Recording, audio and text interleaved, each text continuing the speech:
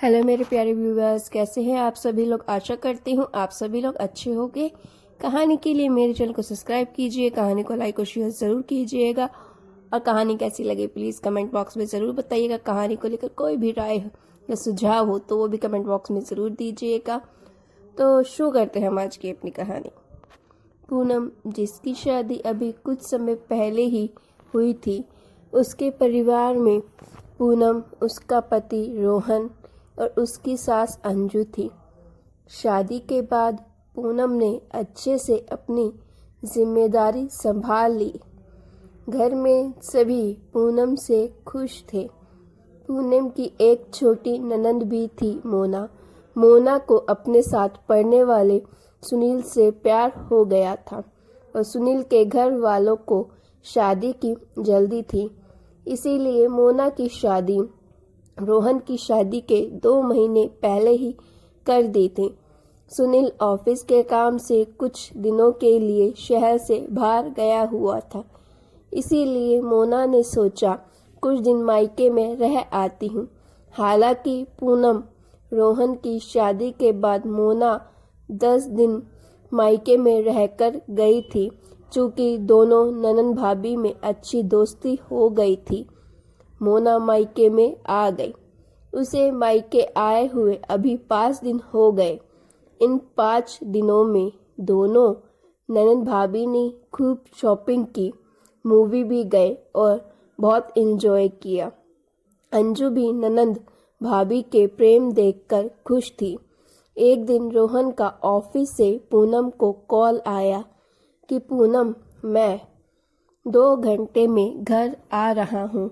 आज मेरे बॉस नवीन जी की शादी की सालगिरह है, पार्टी में चलना है।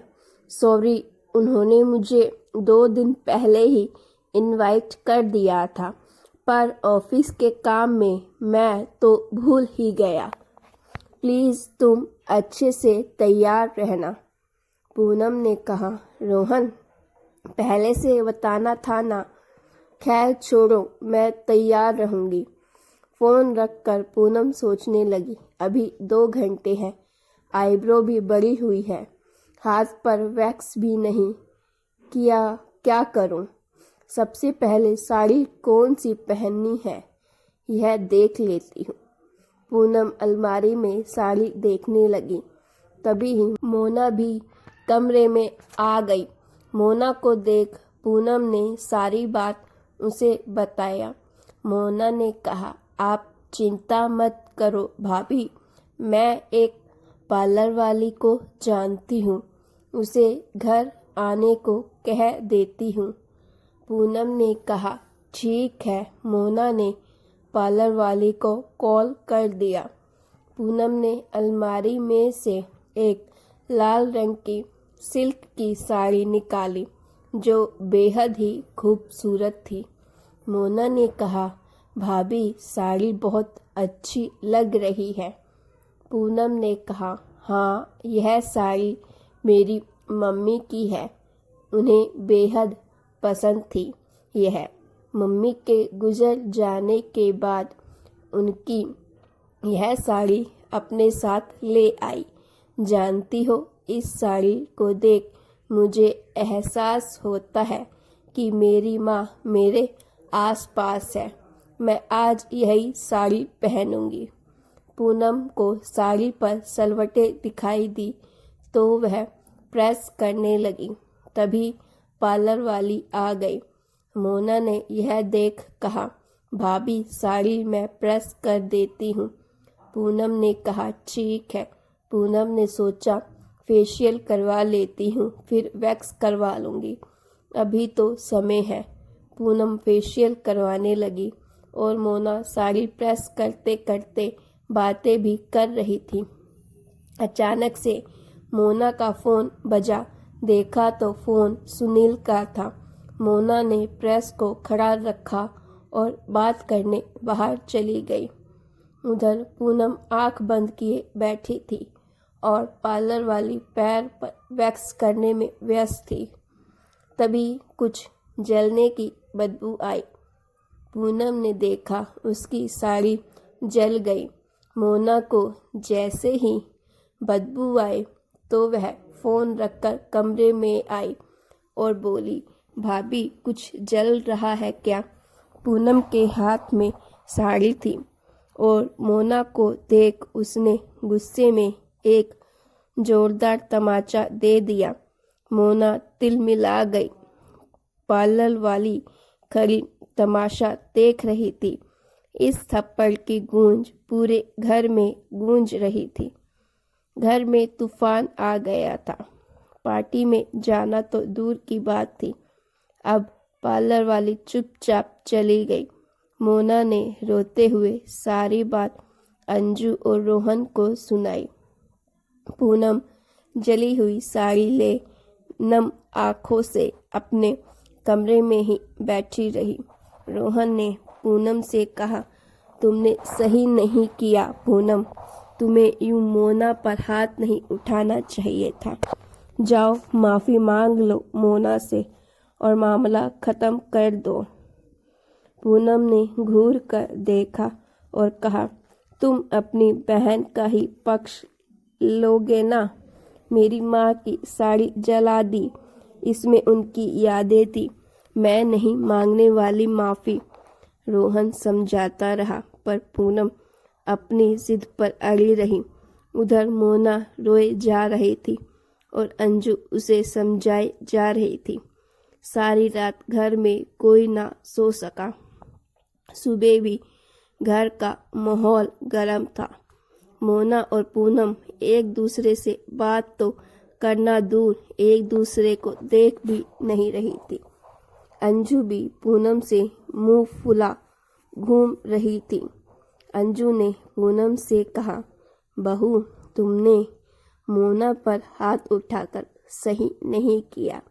अरे कल को उसके ससुराल में पता चलेगा तो क्या इज्जत रह जाएगी।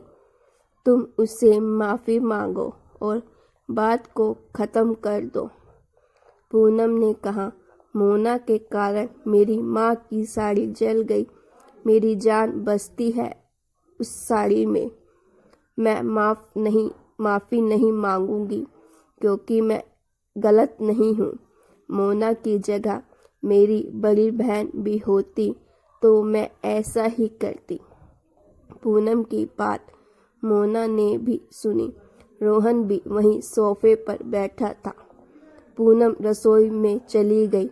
तब मोना ने रोती रोहन से कहा, देख लिया भाभी को, भैया आपको किसी से ज़्यादा प्रेम है, बहन से या पत्नी से? रोहन चुप रहा। मोना फिर बोल पड़ी, बात मेरे स्वाभिमान की है। भाभी से कहो कि मेरे पैर पर नाक रगड़े। अगर माफ़ी मांगे तो ही मैं उन्हें माफ़ करूंगी। यह सुन रोहन हैरान था। समझ नहीं पा रहा था कौन सही कौन गलत और किसका पक्ष ले। पूनम भी माफ़ी नहीं मांगूंगी जिद ले बैठी थी। रोहन फिर सोचने लगा। पूनम की माँ की निशानी थी वह साड़ी। आ गया होगा गुस्सा और गुस्से में थप्पड़ दे दिया होगा। पर मोना भी गलत नहीं है। बड़ी कश्मकश में था वो। बहन का साथ दे तो पत्नी नाराज़ और पत्नी का साथ दे तो बहन नाराज़। बहुत देर तक रोहन सोच में डूबा रहा। कुछ देर बाद रोहन अपने कमरे में गया और पूनम के पास जाकर बैठ गया और बोला, पूनम जो मैं कह रहा हूँ मेरी बात शांति से सुनो। मोना ने कभी भी तुम्हारे साथ बुरा व्यवहार नहीं किया। मोना ने वह साड़ी जानबूझकर तो जलाई नहीं होगी। वह तो सिर्फ तुम्हारी मदद ही कर रही थी ना। फ़ोन आ गया। वह प्रेस खड़ी करके बाहर बात करने चली गई और प्रेस साड़ी पर गिर गई और साड़ी जल गई। क्या इसमें मोना की गलती थी? तुमने गुस्से में उसे पार्लर वाली के सामने थप्पड़ दे मारा। क्या तुमने सही किया? फिर रोहन उठकर चला गया। कुछ देर बाद मोना हॉल में बैठे रोहन और अंजू के पास आई और बोली, माँ, सुबह से नाश्ता करने के बाद से मेरी घड़ी मिल नहीं रही। मैं वह घड़ी उतार के टेबल पर ही रखी थी। क्या आप दोनों ने देखी है? अंजू ने कहा, नहीं, मैंने नहीं देखी। रोहन ने भी कहा, मैंने भी नहीं देखी। मोना ने कहा, पता नहीं कहाँ रख दी है वह घड़ी। पापा ने मुझे पिछले जन्मदिन पर दी थी। वह पापा का जन्मदिन पर दिया आखिरी तोहफा था। मोना बेचैन सी होकर घड़ी ढूंढने लगी पर कहीं नहीं मिली। अंजू ने कहा, मैं जानती हूँ वह घड़ी तेरे लिए बहुत अहमियत रखती है। तेरे पापा अब इस दुनिया में नहीं है। वह उनका आखिरी तोहफा था तेरे पिछले जन्मदिन का, पर मिल जाएगी, चिंता मत कर। मोना कमरे में बैठी थी। तब रोहन उसके पास आया और बोला, एक बात पूछूं? तुझे घड़ी नहीं मिली तो तू इतनी बेचैन हो गई। अच्छा, यदि तुझे पता चले किसी के हाथ वह घड़ी टूट गई तो तू क्या करेगी? मोना ने गुस्से से कहा, मैं उसे शायद मार ही दूं। फिर रोहन ने कहा, तो जली साड़ी को देख। पूनम के मन में भी यही विचार आया होगा और गुस्से से उसने थप्पड़ मार दिया। उसके लिए भी वह साड़ी कीमती थी जैसे तुम्हारे लिए घड़ी है। रोहन ने जब से घड़ी निकाल मोना को दे दी। मोना चुपचाप बैठी रही। उधर कमरे में बैठी पूनम सोच ही रही थी कि रोहन ने सही कहा। मोना ने जानबूझकर तो साड़ी नहीं जलाई। मुझे भाव आवेश में आकर उसे थप्पड़ नहीं मारना चाहिए था, वह भी उसे पार्लर वाली के सामने। मुझे अपने गुस्से पर काबू रखना चाहिए था। गलती तो मैंने की है सच में। पूनम मोना के कमरे में गई, पर मोना कमरे में तो क्या घर में भी नहीं थी। पूनम को लगा कहीं मोना गुस्से से ससुराल तो नहीं चली गई। वह बेचैनी से टहलने लगी। कुछ देर बाद पूनम को मोना घर में प्रवेश करती दिखाई दी। दोनों ने एक दूसरे को देखा, कहा, मुझे कुछ कहना है। फिर दोनों ने एक साथ कहा, सॉरी। पूनम ने कहा, गलती मेरी थी। मुझे गुस्से में तुम्हें थप्पड़ नहीं मारना चाहिए था। मुझे माफ़ कर दो। मोना ने कहा, भाभी, गलती मेरी भी थी। मुझे लापरवाही नहीं करनी चाहिए थी। पापा की दी हुई घड़ी गुम हो जाने पर मुझे एहसास हुआ कि वह साड़ी आपके लिए कितनी अनमोल थी। शायद आपकी जगह मैं होती तो मैं भी जज्बातों में वह ऐसा कर देती। फिर मोना ने एक पैकेट पूनम को दिया और कहा, भाभी, खोल कर देखो। पूनम ने पैकेट खोला। उसमें वही जली हुई लाल साड़ी थी, पर जली हुई साड़ी को पैच वर्क करा मोना ने सही करवा दिया था। पूनम यह देख खुश हो गई और बोली, तुमने इसे सही करवा दिया, थैंक यू। गुस्से में मैं यह तक भूल गई कि मैं उसे रफू या बॉर्डर लगाकर सही करवा सकती हूँ। मोना ने कहा, मैंने भैया को वह साड़ी आपके कमरे में से लाने को कहा और मैं उसे बुटीक गई और उनसे बात कर पैचवर्क करवा लेने आई।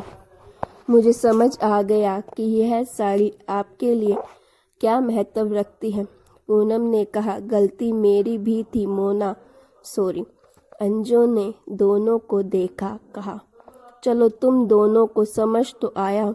मैं तुम दोनों से इतना ही कहूँगी कि गुस्से में ऐसा कोई काम या बात मुंह से नहीं निकालनी चाहिए जिससे संबंध खराब हो और बाद में पछताना पड़े। रोहन ने भी हंसते हुए कहा, चलो मेरा आइडिया काम कर गया और यह झगड़ा सुलझ गया। पूनम और मोना दोनों ने एक दूसरे को गले से लगाया और मोना ने मुस्कुराते हुए रोहन से पूछा, भैया आपको किससे ज़्यादा प्रेम है, पत्नी या बहन से? रोहन ने कहा, अपने आप से। इस सवाल का जवाब दे मैं अपनी जान को खतरे में नहीं डालना चाहता। और फिर सब हंसने लगे। तो गाइस, आपको ये स्टोरी कैसी लगी? अच्छी लगी तो प्लीज़ स्टोरी को लाइक कीजिएगा और स्टोरी को शेयर भी कीजिएगा और अपनी राय ज़रूर दीजिएगा। और ऐसी स्टोरीज़ के लिए मेरे चैनल को सब्सक्राइब कीजिए तथा साथ में लगे हुए बेल आइकन को दबा दीजिए ताकि अगली बार कोई भी न्यू स्टोरी आए तो आपको नोटिफिकेशन मिल सके।